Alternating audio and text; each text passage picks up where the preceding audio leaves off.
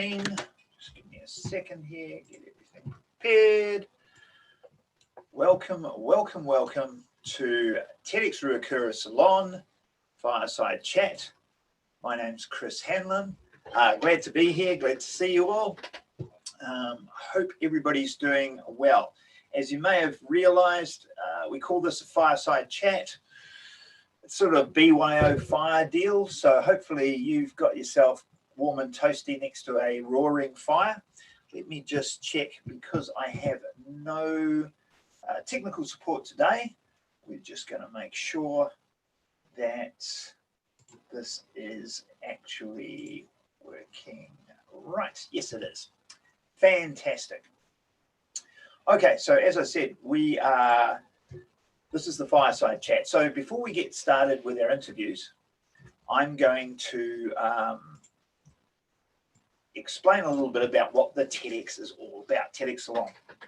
So today, I'll be chatting to a couple of really interesting people, and we'll have a couple of big announcements later on. So stay tuned, stay to the end. What is a TEDx Salon? What's the difference here? So every year we do a TEDx event, TEDxRuakura, and we have a number of speakers that we work with for 4 or 5 months beforehand to absolutely get that talk right. For you, the audience, you're going to absolutely love it. We're working with our speakers for this year. But in the meantime, to help build our community and to get together and keep us all going, we have these TEDx Salons. It's a separate license that we get from TED. And TEDx Salon, by the way, is their name.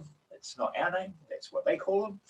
But basically, it's a community event, and it's about building our community. And if you aren't part of our community, please look us up on Facebook, join our Facebook group, and keep in touch that way, and you'll get all the information about everything we're up to. So the TEDx Salon's a bit different from a main event, because the way we do it is in an interview style. So I'll be interviewing people, having a chat with them. And obviously we wouldn't normally be doing this over Zoom, but with the whole COVID thing, last time we were in lockdown and we were planning this one, we thought, well, we might be out of lockdown, we might not, let's just plan it for Zoom. So that's why we're on Zoom. Normally this would be held locally in the Waikato, somewhere at some venue or other. So as I said, this is a chat, this is an interview. And the reason we do an interview is obviously I spent 5 months helping these guys to speak at the main event. It's not fair to go to somebody else and say, hey, we've got a thing in a couple of weeks, you want to come up and talk. That wouldn't look good. It wouldn't be a good experience for you. It wouldn't be a great experience for us. So what we do is we do an interview. What that means, though, is if anything goes wrong, it's my fault. It's not their fault. It's all down to the interviewer. The interviewer is the one that does the job or screws it up. So hopefully, let's hope I don't screw it up. Fingers crossed. All right. So the first person we're going to introduce, welcome to your screen, is Shaun Forgie of Dung Beetle's Innovation. So let's see if I can get Shaun here. Give me a second. Oh, he's popped out. Right. Give me that. Okay, so I'll just keep talking till Shaun turns up. Oh, there he is. Here he is.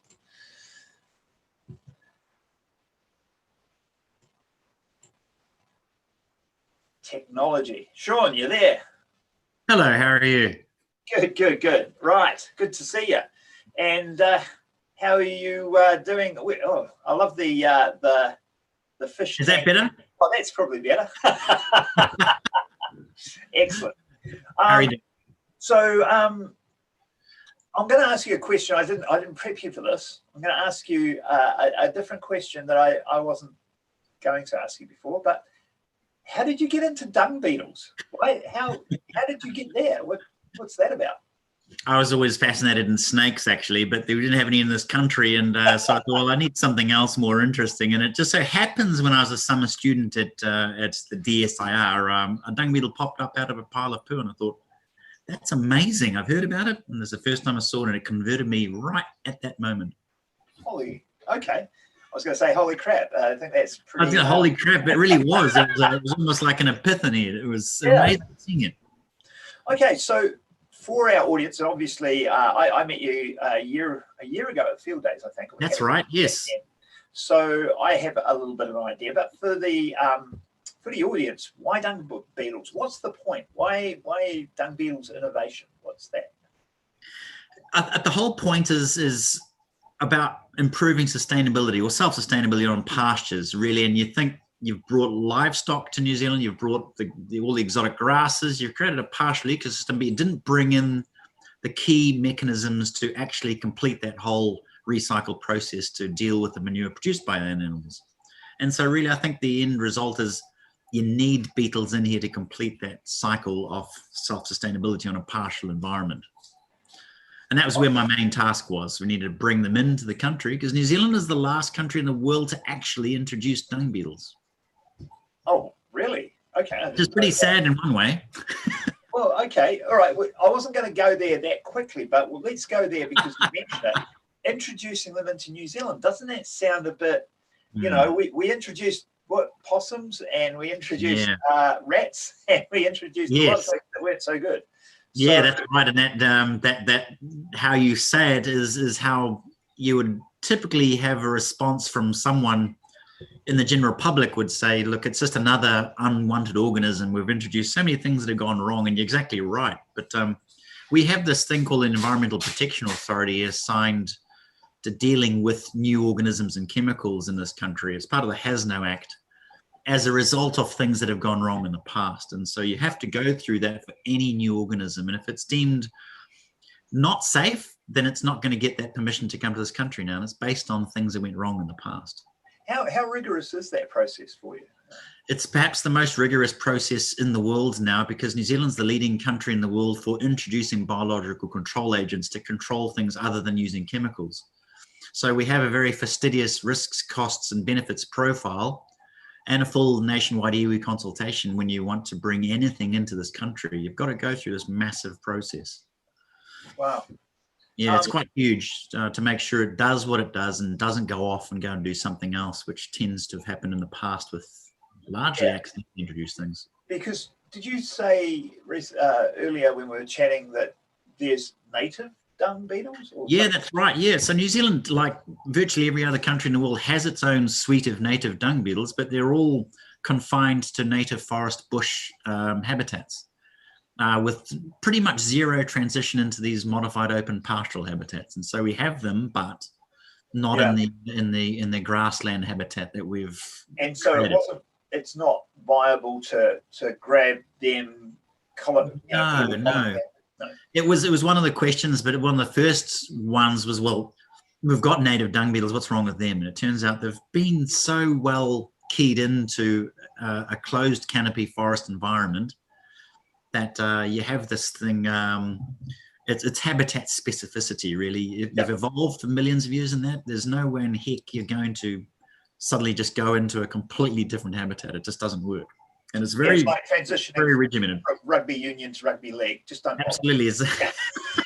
There's not a great deal of crossover except when money's involved, eh? Yeah. Okay, so all right. So what do these guys do? So actually, before that, tell me a little bit about. My understanding is there's that effluent runoff is one of the biggest problems. Yeah. You've got other mitigating factors that are currently in use. And dung beetle's another tool in that toolkit, basically. So can you talk to a bit to that and what that's all about? Yeah, it's exactly right. It's we have one of the biggest things in New Zealand, as you'll know, excuse me, is water quality, and a lot of the issues attached to that is surrounding what's coming off our pastures into our waterways. And I think currently we have two mitigating tools. It's fencing and planting. We've spent hundreds of millions of dollars on that. Yeah. And I think, dung beetles is another tool that we can look at getting rid of surface flow of contaminants on pasture before it even gets to these other tools. And it's really quite a great idea to include that in on the arsenal of things we use for improving water quality. Cool. So fences will catch stuff as they go through, and plants effectively will do the same, catch the the effluent runoff as it comes through. So, but what is it that the dung beetle does? Well, I'll backtrack on two of those things. It turns out the latest studies that have come out, which are a bit of a thorn in the side for governments that have spent hundreds of millions of dollars of taxpayers' money on this, and that's firstly the fences. More than 70% of these contaminants coming off pasture into the waterways are coming off into the small lower order feeder streams and ditches before it even gets to the larger order streams and rivers that are legislated for fencing. So the damage is already done, 70% of it. And then the planting, the whole idea of creating a big buffer zone or a riparian strip is to, well, there's several attributes, but the key one attached to surface flow is reducing the surface flow of these contaminants. And turns out that after 30 years of planting, there's no improvement in the water health in the areas they tested. And the reason for that is that we plant in patches rather than continuously across entire catchments from the top to the bottom. And so really dung beetles, they come in on their own because on pasture, if you can improve soil structure simply by creating all of these tunnels and nests underground beneath every cow pat that's been put on the pasture, then, well, according to our published studies, 80% of that surface flow is going into the pasture rather than across the surface. So you may as well get it in at the source before it even becomes a problem downstream. And presumably that's going to be better for the soil too. Absolutely, because the added benefit is, just as you've alluded to, is all of that, what was once considered a contaminant forage foul manure, well, it's a nutrient resource. It's full of carbon and nutrients. Get it in the ground, it becomes this huge body of nutrients for pastoral growth and soil biology. So it's nutrients when it's in the ground, but it's pollution if it's in the water, basically. Absolutely. And so you may as well get it in the ground. Even the World Health Organization says, look, in terms of disease like E. coli and anything else, any manure put underground is better than the transmissibility of it on the pasture surface, whether it's a vector by flies or runoff into the water.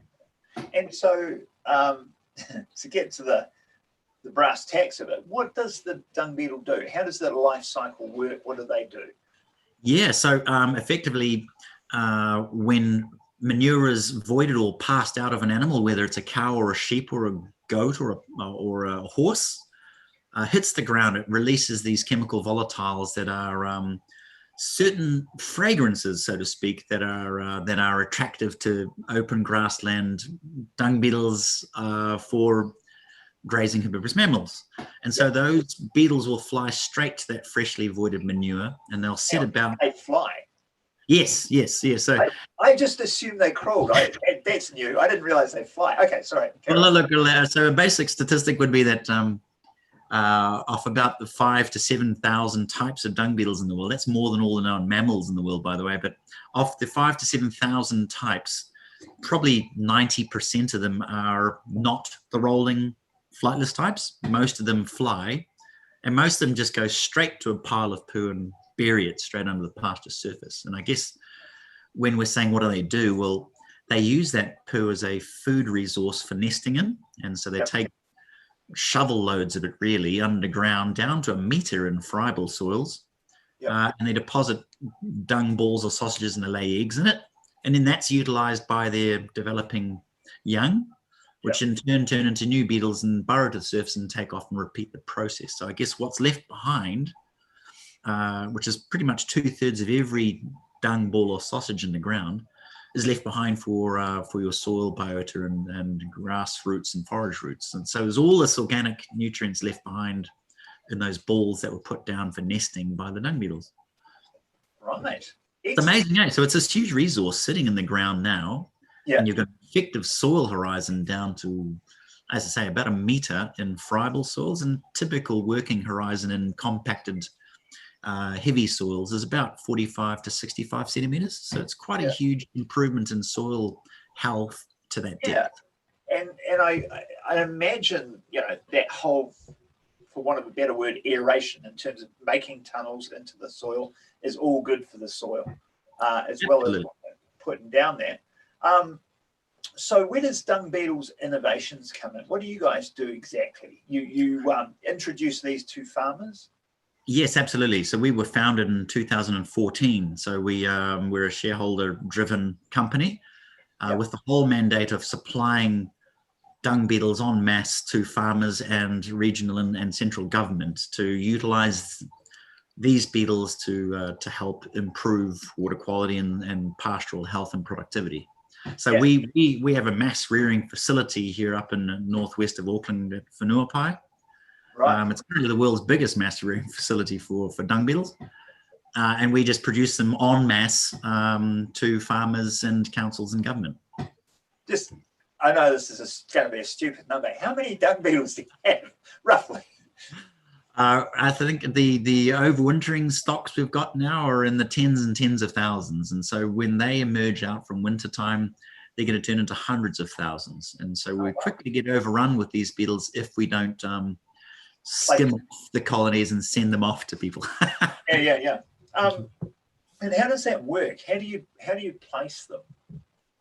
So effectively, when someone's ordered these beetles and when they become available in our facility, we ship them off via courier post in the rural delivery network. So you get sent packages of live crawling dung beetles in these special boxes. How many roughly would I get if I was a farmer? So I mean, you would get a beetle for each season. So 4 different kinds of beetles. So you've got a year-round beetle control. So winter ones, summer ones, spring ones, autumn ones. And then you get anything from, well, it depends, 500 to 700 beetles in one colony, which is way more than a minimum viable population required to maximize that establishment success. And so we send them to you in the post. Oh, wow. And what you do is put them out in the field. What do I do with it? Yeah, so then we just tell you where's the best places to put them, because they do fly. And the first thing the farmer will say is, oh, they're just going to fly to my neighbor's property. Well, they don't respect boundaries, but by the time they've got to your neighbors on a commercial farm, you've fully realized your economics and your environmental benefits. That normally kicks in from year 5 post-release, these beetles. And so really you just put them out in the paddock, a centrally located one. They follow behind the rotations. Right. Okay. So when the cows move, the beetles move in behind and populate the manure as the cows move around. Excellent. Okay. Yeah. Cool. And so there's nothing extra you have to do. Do farmers have to be worried about pesticides or anything they're using, or is there any issues? Yeah, it's a good question actually, Chris. It's one of the key ones that we needed to be aware of is the potential impacts on these establishing colonies of dung beetles from the residual chemicals in drenches, for example. Oh, wow. And so there's a lot of drenches used in New Zealand. In fact, there's an awful lot used to control external and internal parasites, particularly gut nematodes. But there are quite a few of those drenches. The residuals have a really bad impact on all dung feeding fauna, including earthworms. And so really we put farmers through a basic process of managing what drenches they use, which ones are dung beetle friendly, and which animals need to be drenched when you don't need to drench all of them, when only a few of them are probably identified as shedding or in poor condition. So it's a matter of just changing a few subtleties. And the key thing is you can use dung beetles and drenches as an integrated process until the numbers of beetles become abundant that you no longer need to rely on that drench. Right. Gotcha. Yeah. Okay. And so how's take-up been in New Zealand with this? It's been pretty good. I mean, in terms of farmers, we know 15% of our farmers are fairly progressive, innovative minded. There's another 15% that are the sit and wait and see what they do. So we're only catering for at best probably 40% of the New Zealand farming community that will take on board this innovative technology. And you're seeing good results with the ones that you've. Yeah. So most of our releases, it takes about 2 to 3 years post-releasing dung beetles to actually see dung beetle evidence. And most of our big commercial scale releases since we started up have been in the last 2 to 3 years. Yeah. And so we're just starting to get a lot of feedback from farmers now saying, oh, look, I've got these huge, great soil push-ups around my cow pats. And here's a beetle that's flown into my light at nighttime. And we're getting all this recovery of establishment, which is great feedback because we know they're establishing all over the place, which is fantastic. But we really need the government to wake up and get on board too. And that was actually going to be my next question, and we're sort of getting close to time. But at what point do you think the government's going to say, hang on, this is, we can't wait for every farmer to decide to do this on their own. We can't just, the waterways are important to everybody. We're the government, we've got to look after that. So let's get into it. When do you think that might happen? Or do you think that might happen? Well, I'd like to think that would happen in the not too distant future, because, the evidence is showing that the existing tools we're using aren't particularly effective, and they're very expensive. It'll cost billions to plant everywhere, and that's taxpayers' money. Yeah. Really, you could be looking at far more innovative technologies of improving things on pasture. So it's a matter of the more farmers that are aware of dung beetles and their benefits, that gain that momentum and put the pressure on governments and councils to say, look, you guys need to partake in using these as part of your toolbox for improving pastoral health and water quality. And really, the more people that push that, the more likely these councils and governments are going to wake up and get it on board, because currently they've got their heads stuck in the sand with existing technologies that don't work. Yeah. Cool. All right. Well, that's really interesting. Thank you for coming along. I really appreciate it. No, thank you for having me. Oh, no, it's my pleasure. And we will catch up again, I'm sure. But for now, I'm going to let you go. Did you want to say anything? So what's your website address? So we are at, you can just Google Dung Beetles New Zealand and it'll come up to us straight away, but we're just www.dungbeetles.co.nz. That's easy to remember. Dungbeetles.co.nz. All right. Thanks, Shaun. Thank you very much, Chris. Have a great night. Thank you very much. Bye-bye. See you. Yeah. Okay. Well, I hope you enjoyed that. We are going to now get Jacki Sherwood is our project manager for TEDxRuakura. She basically makes everything work. So she's the one behind everything. So I'm going to bring Jacki on screen now. Let's see if this works. Here we go. Jacki. She's connecting. Oh, wait. Technology. Can you hear me yet, Jacki? Can you hear me now? You're on. Okay, maybe that's not working. All right. Oh, so enjoy live, don't we? All right, so I think I'm on now. I can hear you. Oh, good. Sorry, I'm having some technical difficulties. Yes. As you can always imagine. Yep. Are we going to see a video, are we? There we go. Am I? Yep. Am I on? Oh, yes. Hi. So I will leave it to you to make your announcement. I will just be a little bit quiet now. Okay. Hi. I'm just coming on to announce our main event date. So if you haven't been getting our emails or our Facebook, we will be doing on the 20th of September. So that's a Sunday at the Gallagher Performing Arts Centre at the university. So University of Waikato. Sorry. Yes. For our international audience, Yes. Apologies. Yeah. Yes. So we'll be, if you hang in to the end of this event, we'll be offering a discount code for you special people out there listening. We will have a 24-hour special on discount for the main event. So hang on tight. Get in early, get your tickets, and you'll be good for the main event. It's going to be great. I said we are working with speakers. We've got 11 speakers that I'm working with at the moment. Have you got a slide or something we can share there? Yes, but the host has disabled my screen sharing.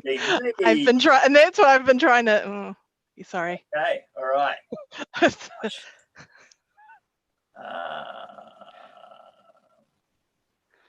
How do I give you any access to that? I don't know. All right. Let's see. More. There we go. Make host. So you're a host as well. Okay, you'll be able to do whatever you like now. Let's see if I can get the right.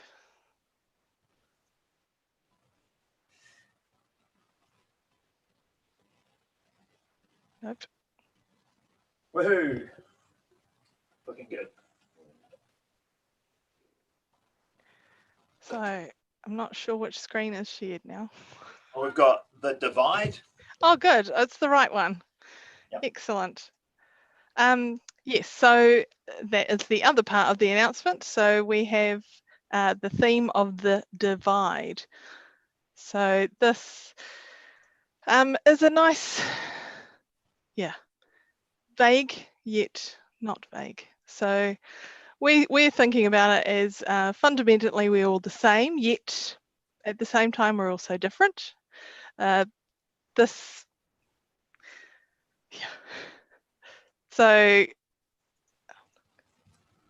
I guess what we're thinking is what divides us?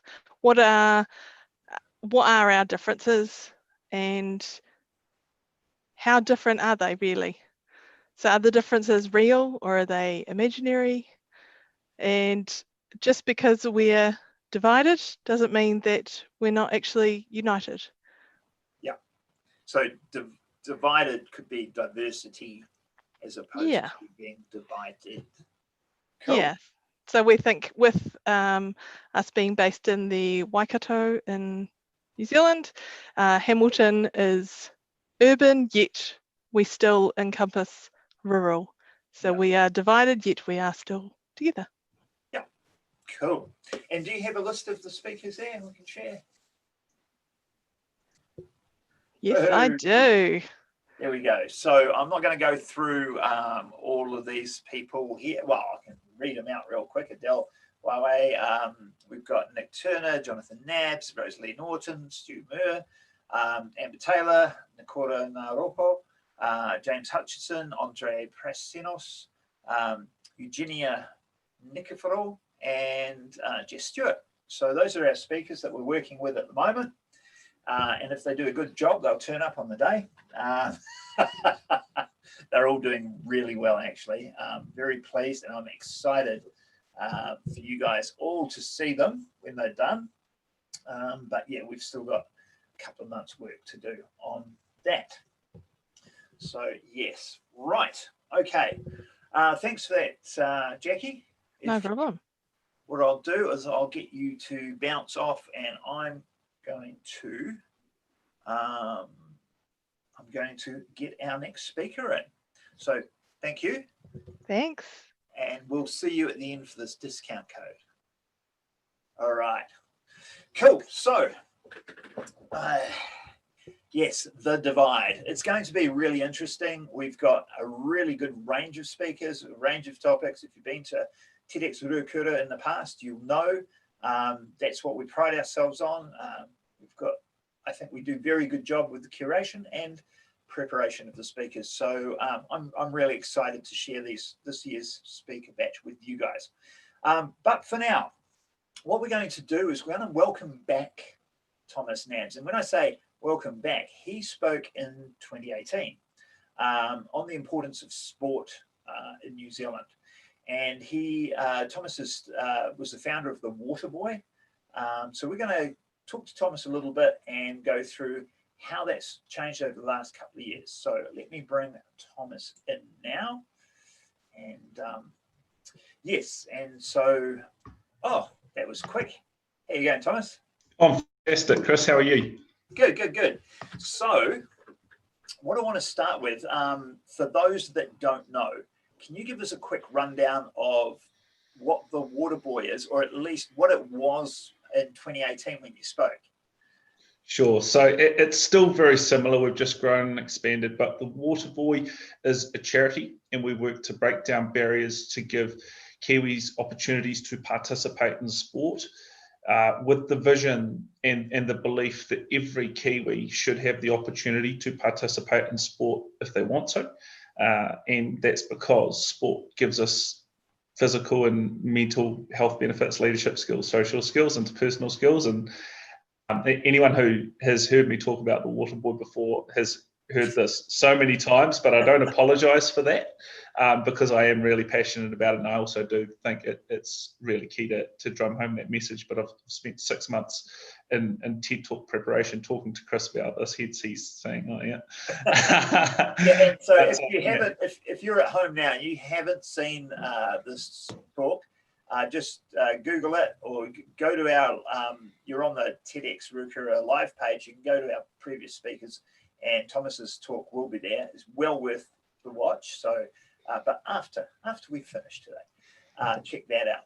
So yeah, so now you said you've expanded a little bit. Do you want to take us through how you've gone in the intervening 2 years? Yeah, so there's been expansion in a number of ways. Firstly, geographical. We now have an office in Tauranga, and we service the Tauranga region.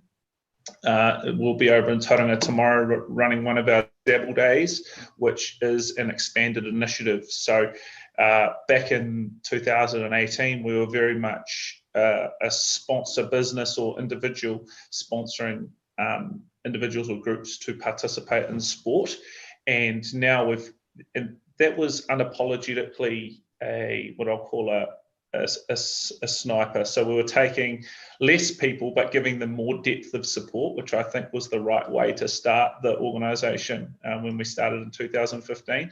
And now we are taking a more, we've got a funnel system, so we can create impact whilst also being able to identify people that we want to support. So at a Dabble Day tomorrow, we will be running different sports, taster sessions for sports, where kids can come along, try a sport that hopefully they haven't tried before. We sometimes have some pretty unique ones. We've done archery. Tomorrow, Eric Murray will be doing his indoor rowing. We do gymnastics. We've done badminton. Julie Ratcliffe's come in and demonstrated hammer throw, and the kids have had to go at the hammer throw. So wow. It's really cool. And then if people are like, aha, yep, your classic rugby, soccer, netball wasn't for me, but hey, I really enjoyed badminton, then people can register their interest with a local club, and we can hopefully change people's perception of sport to be really fun. So we try and have music playing at these Dabble Days and just make it really entertaining.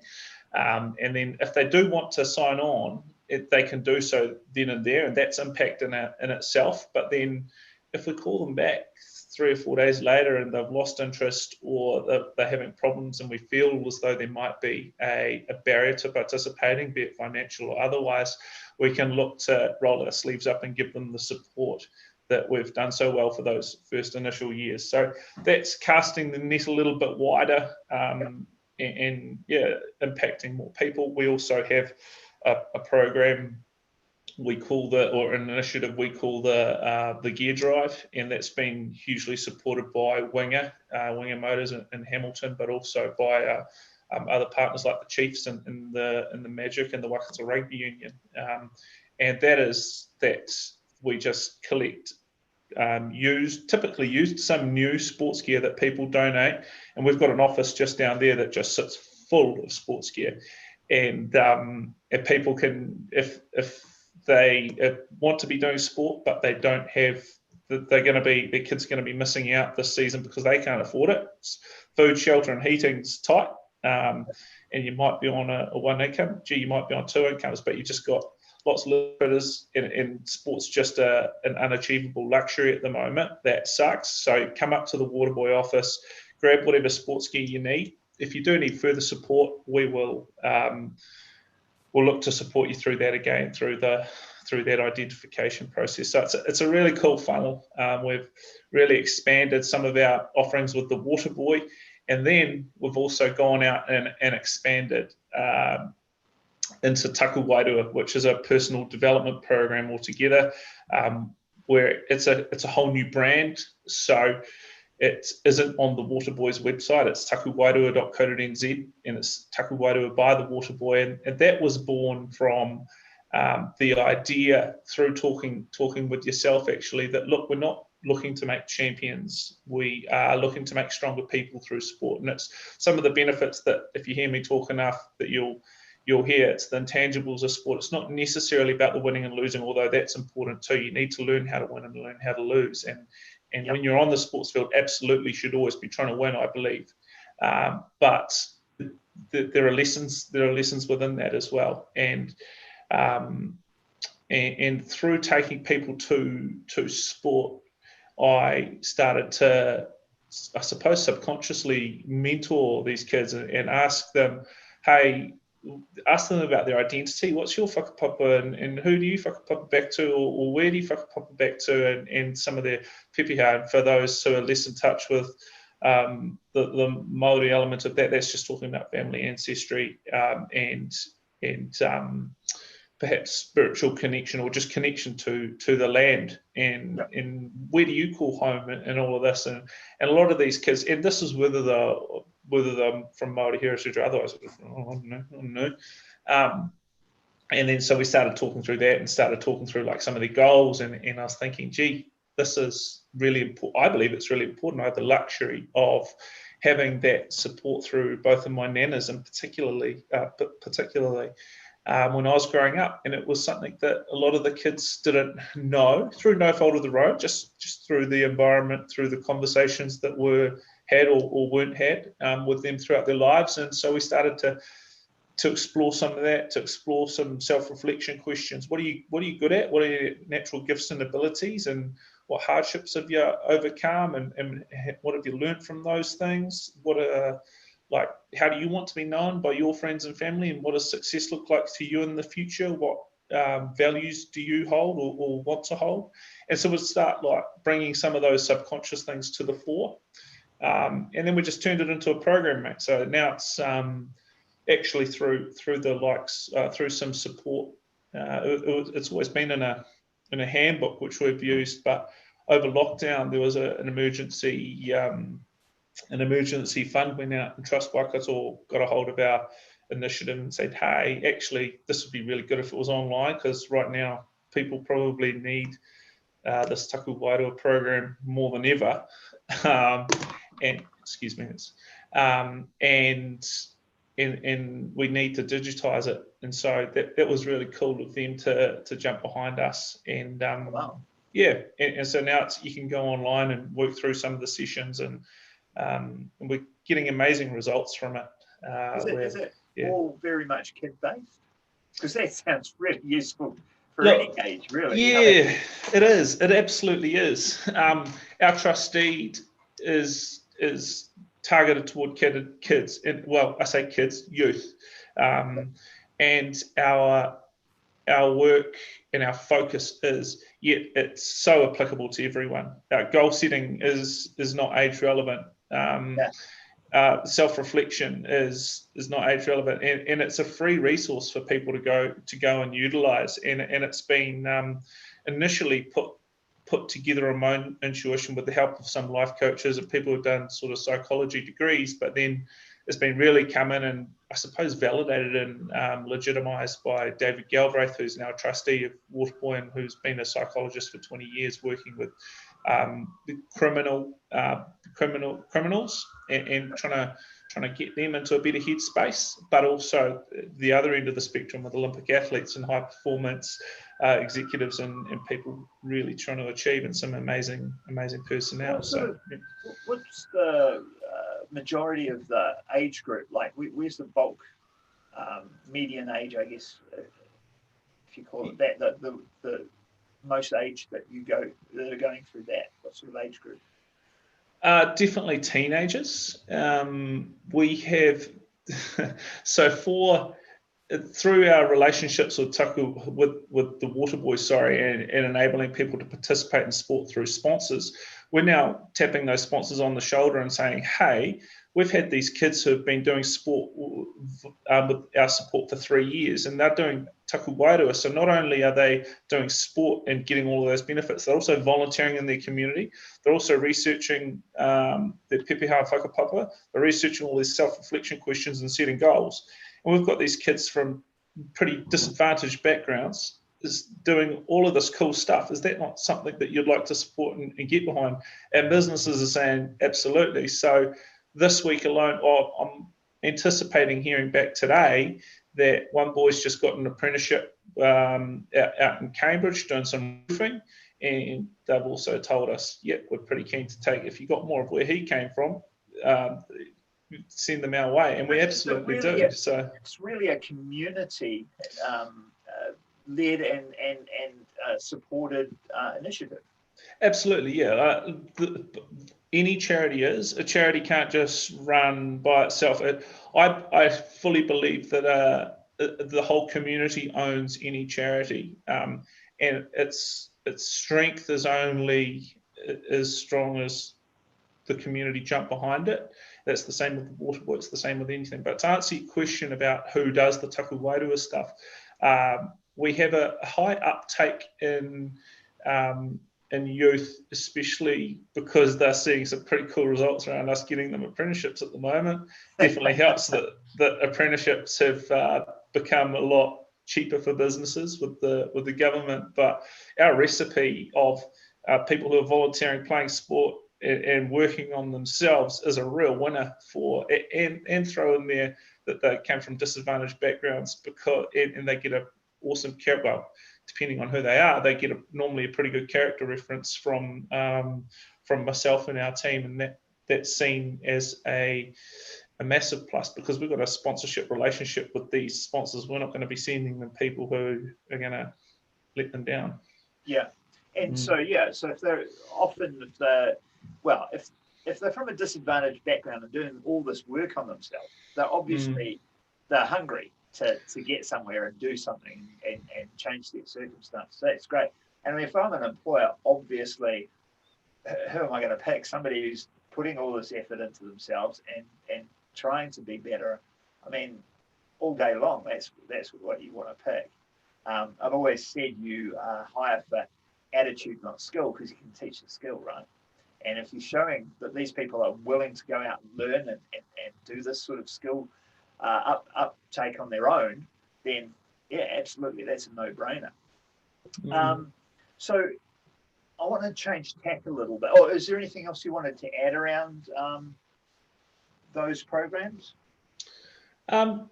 Not really, other than if you do want to jump, and anyone can go on and do it, even if you want to be a mentor or just go and do it yourself, jump onto takuwairua.co.nz, click onto the online sessions and partake in them. It's really awesome for everyone to go through some of those exercises. Is that linked from the Waterboy? I don't believe it is, actually, Chris. We'd better get on to that, mate. But yeah, it's Taku Wairua, TAKUWAIRUA.co.nz. Cool. Yeah. All right, good. And that was the reason I was like, I don't know if anyone will know how to spell that, because I said. Yeah. And the other thing is, if you've got any volunteer opportunities that you want support with for good community causes, by all means get in touch with us, because we've got it's school holidays right now for another day or two, and we've got kids who are just sitting around wanting something productive to do with their time, and we'll get them out and get them feeling good about themselves and contributing positively to the community. Excellent, that's awesome. So if somebody else does want to help out with being a sponsor, being or anything that they can contribute, they just go to the website. There's a contact us page or something like that. Is that the best way? Yep, absolutely. Facebook, Insta, website, any of that. Cool. Excellent. All right, so I'm gonna be a little selfish for a bit. I want you to talk a little bit about your experience with TEDxRuakura. So you did your TEDx talk 2 years ago in 2018. So tell us a little bit, and don't be shy. You can be as blunt as you like. What that experience was like, whether it was easier or harder than you expected, and that sort of thing. It was probably harder than I expected in terms of the workload. You don't, when you're an audience at a TED Talk, you come along and you see someone who is expert in their field talk about their thing, and you think, oh yeah, pretty stock standard. They were a really good speaker, but you don't realise how many hours they've put into analysing every single word that goes in there, and then practicing and repeating and practicing and repeating. And the only time that you do actually realise is if you watch someone who's really bad. and I have through our training process actually watched a couple of really bad ones, and the difference there is the work that goes behind it. But so it's a lot of hard work, and I do commend these people that do get up and speak passionately about their subject. But with a lot of hard work comes the treats, right? And the benefits that come from it are multiple. I'm a massive people person, and firstly, I made some awesome friends through the whole experience, and that's the biggest thing that I'll take away from it. The fellow speakers, yourself as a coach, and the other coaches were, and also not only the other coaches, but the likes of Jacki and the support staff behind the scenes and the other volunteers. You are really one team as you're going through that. And I still keep in good contact with a lot of the speakers. I just had lunch with Rawiri just after lockdown. I had breakfast with Guy Howard Willis last week. I catch up with Michelle frequently, and I wouldn't hesitate to catch up with any of them. They're all, and I see Pisa every here and there as well, and they're just amazing people. And that's definitely the biggest. The biggest thing that I've gained from it. Then on top of that, what has the Waterboy gained from it? That process and all that hard work that I was talking about really nails down your pitch.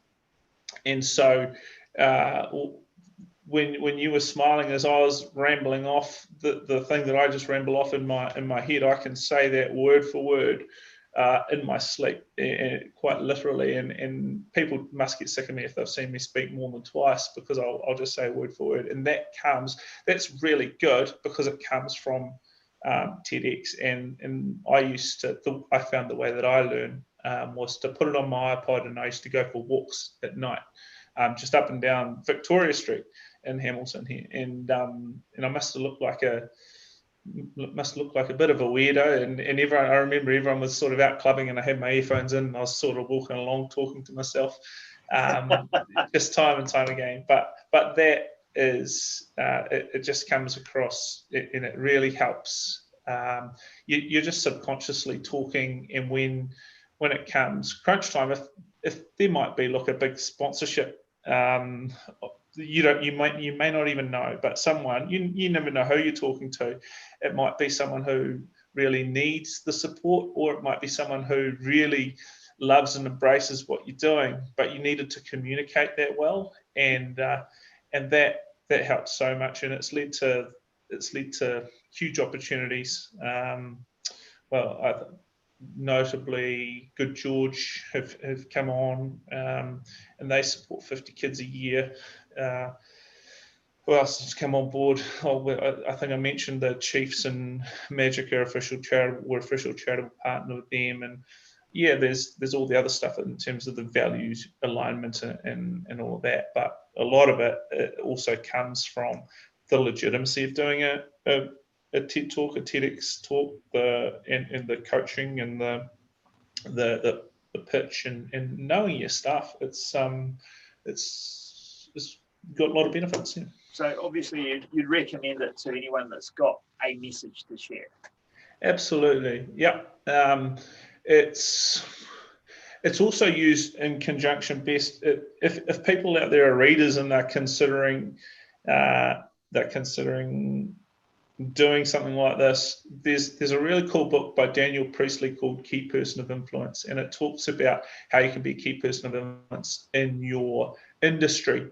And there's a 5-step process. I can't remember 100% off the top of my head what it is, but it starts with the pitch. You've got to get your pitch on lockdown, and then you need, I think you've got to write a book, and then you got to have a profile and do presentations, and TED Talks are the ideal place to have a profile and do presentations.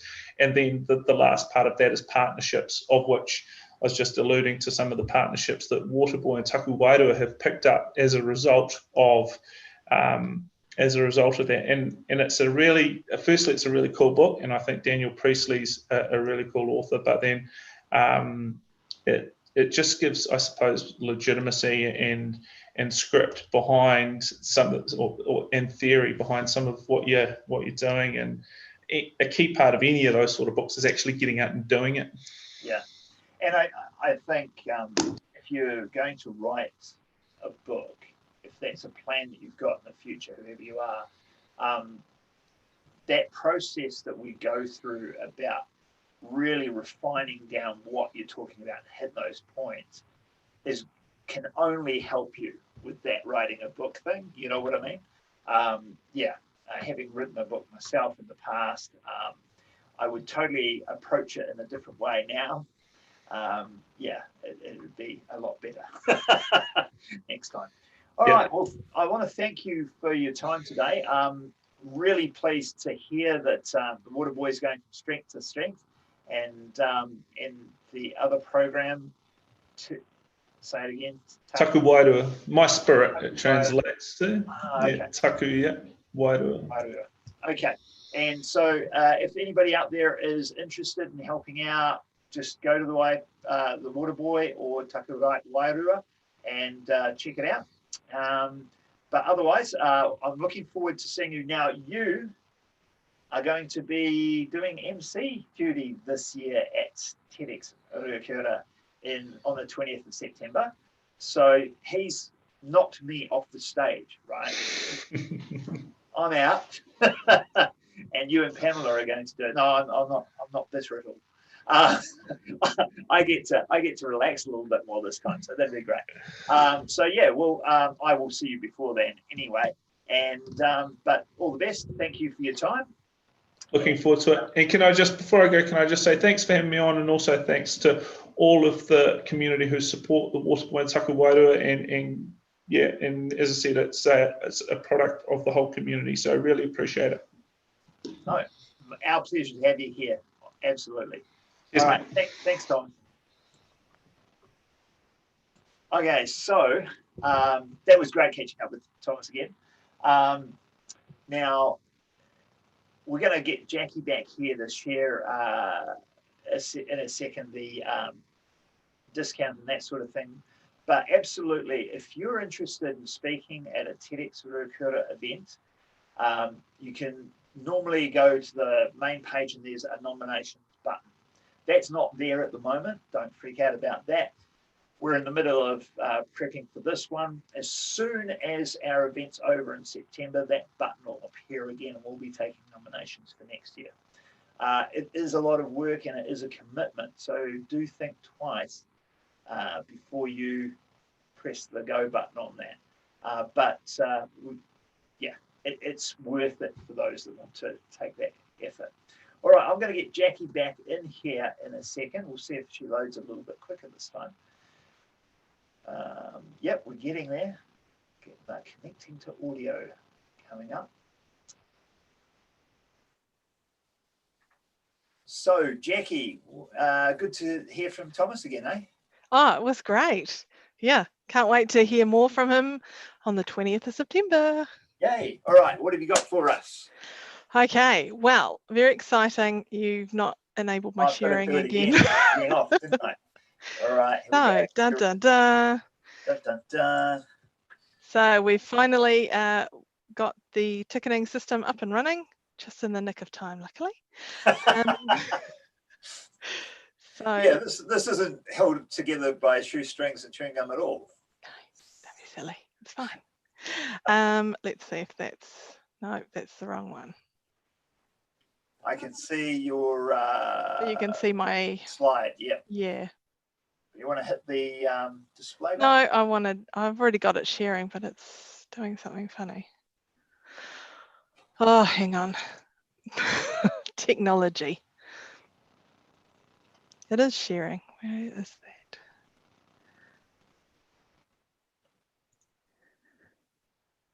Hit your presentation button and then do the share. Maybe.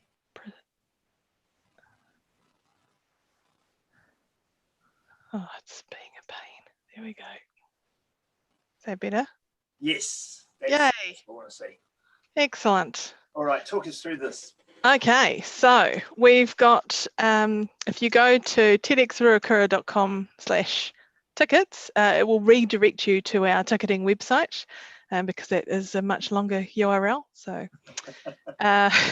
so our general admission price will be $65 and our VIP price will be $90. So that is our standard price. So for tonight from 8 p.m. through to 8 p.m. tomorrow, so 24 hours only, we are offering $15 off per ticket if you use the discount code July Salon, all one word. Yep. So the ticketing system will not work until 8 p.m. So if you try, you will get error messages. So please don't try until 8 o'clock. So for what this entails, so a general admission ticket and the VIP ticket is also includes getting into the event, clearly, listening to our amazing speakers. We'll also have some fantastic acts yet to be announced, and we'll be having food and drink available. So this is a catered event, so that's all included, as well as the opportunity to network with like-minded people. And we'll have several vendors on display, including we've just secured Poppy's bookstore, so they'll be there selling all books relating to TEDx, including some of our speakers who have their own books. So you can stay tuned for that. Cool. The VIP ticket, besides the main event, you will also get exclusive access to our after party. So this will allow you to have some one-on-one time with our speakers, our organisers, and some of our key sponsors. Cool. And just to clarify, so that's $65 normally general admission. If you use that code after 8 o'clock tonight, that's then $50. Correct. And so the VIPs will be $75. Correct. All right. So, so if you're going to go, if you're thinking you want to go, get the tickets in the next 24 hours. Save yourself 3 or 4 coffees, whatever it is, because that's, you know, $15 is $15. And yeah, we want to get these tickets sold. We want to have a good event with people in. Well, I don't know about you, but it's going to be the first normal thing that's happened since February. Yes. Yeah. You know I'm what I looking mean? forward to seeing real people in real life human form, not Yeah, squared in a screen. yeah. So yeah, we're expecting that will be the case. So yeah, so looking forward to that. Right, is there anything else we've neglected? Anything I've forgotten to say? No, I think that covers it. So take note of this code if you're watching, July Salon, all one because word. we will not be publishing it anywhere else. This is exclusively for our lovely followers who are watching the salon event. Yes, we are going to leave it in the replay. Yes. But it's still only going to be available for those hours. And that's fair enough, because I know some people that wanted to watch this, but they're working tonight, so they won't be able to see this till later anyway. So cool. All right. Well, we look forward to seeing you there. I'm just leaving this on screen for now. But thank you all for joining us today for the salon. I do look forward to doing this live in future. It's okay doing it on Zoom, but it's much, much, much better doing it live, because we are a community. TEDxRuakura is a community made up of you guys watching, as much as it is made up of the speakers or the organisers, more so really. And we really want to do these salons so we get to meet you, find out what's happening in the community. All of you have great stories. I love catching up with people, finding out what's going on in the community, because you guys all know something that I don't. You know something that's going on that I don't. And that often leads me to my speakers for the next year. So get a ticket for this. It's going to be great.